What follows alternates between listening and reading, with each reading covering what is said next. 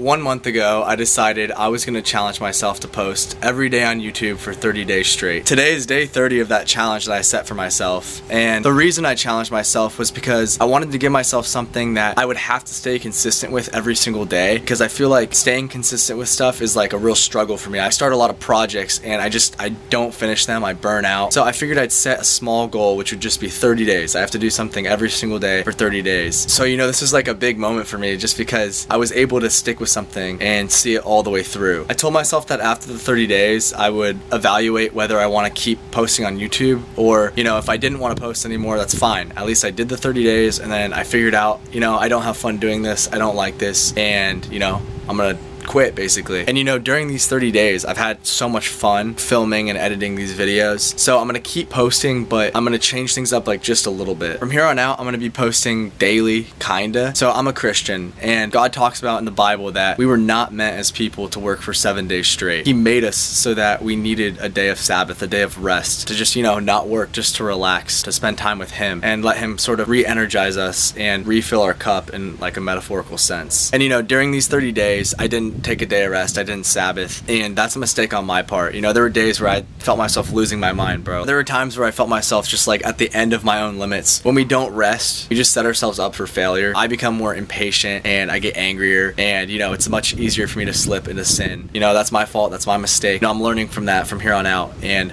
I'm going to be taking a day of rest every week, hopefully until I die. So right now my plan is to extend the 1 month to 6 months, which would be on December 6th. I'm just going to be posting 6 days a week, every week, giving myself 1 day a week to Sabbath and just to rest and to spend time with God. Yeah, I'm just going to try my best to post every day, 6 days a week for the next 6 months. Yeah, I don't really have much more to say about this, but I appreciate you guys for watching my videos.